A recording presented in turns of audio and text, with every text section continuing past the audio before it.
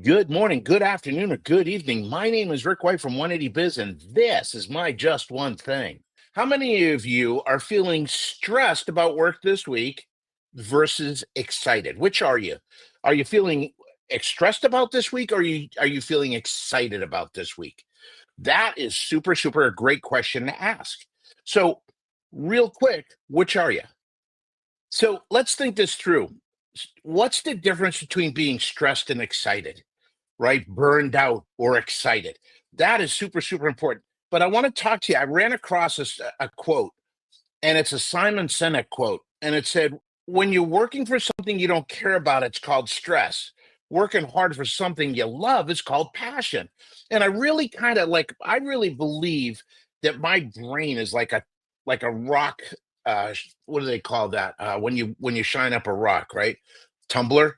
I just tumble thoughts and ideas in my head all the time, and I hope it polishes them and stuff as we go along. Think about this, if I truly believe that burnout happens when you forget why you're doing something, not how to do it, not when to do it or what to do, but when you forget why you're doing something. Okay? When you forget why you're doing something, burnout is the byproduct. And what happens is you're going through the motions, right? You're going through the motions, but they're just focused on the task, on getting through the end of the day. We call that the rut, right? We call that the rut. And the reason why is because you forgot your why. Now, your why could be anything. It could be for a better, better upbringing for your kids. It could be to get stuff that you've never had. It could have been to create an environment where everybody could in your shop could thrive. But if you forget your why, you end up in a trap, the rut trap.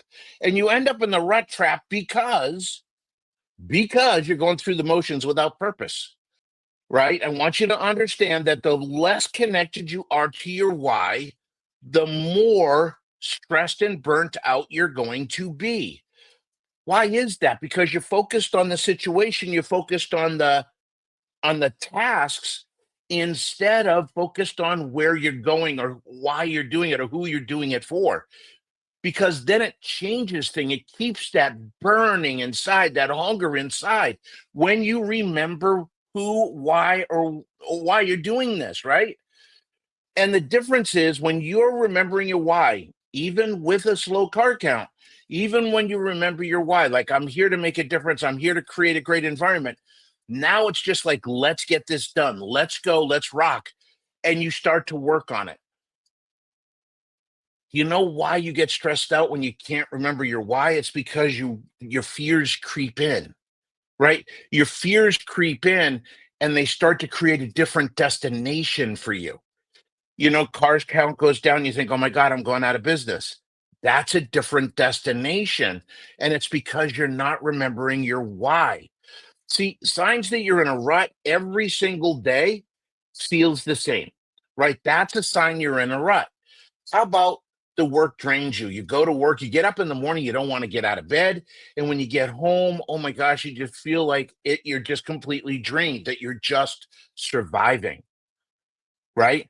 That is amazing. Okay. When you feel that way, because you can recognize you're in a rut. How about in the groove, right? We have groove, rut, and grave. So the groove, right, is when time flies. Challenges energize you and you're thriving. Why? Because you're doing something bigger than you. You're doing something bigger than just the dollar. That's what's so important about this. You've got to have that why, your purpose. What I want you to do is step back and remember why you started the shop, right? You may have started it for a loved one. You may have started it to give someone else their dream. You may have started it to uh, put wells in Africa. You may have started it to give your clients, your community, a place for honest, competent auto repair. You were tired of seeing people taken advantage of. You were tired of seeing people get ripped off. It all depends. Everybody's why is different, and it doesn't matter. But Rick, mine's a little selfish. What do you mean? Well, you know something? I didn't grow up with much, and I want to make sure that my family and I don't go through what I went through. I want to make sure my kids don't go through what I went through. That's okay. See, that's amazing, right? And then as you grow and you achieve that why, now you find your next why, right? And that's what's so cool about this. But this is the difference between being in a groove versus being in a rut. When you're in a groove, man, you're rocking, man. You're doing the stuff, but it's because you're focused on who you're serving, on why you're doing it, what you want to achieve. The rut is when you forget. The rut is when you're staring at your feet. Your rut is when you're just doing it to get it done, right? Instead of picking up the phone to help someone and care, you're picking up the phone to stop it from ringing. This makes all the difference in the world. Does it mean you're not going to have any issues or problems in the shop? No. But when you're in a groove, you don't call them problems, you call them challenges. And guess what? The challenge is just a speed bump in getting to where you want to go. When you're in a rut, the problem feels like this big giant dam in the way you're not going to be able to get through. That's what's going on. So, what I want to do right now, real quick, is help you rediscover your why.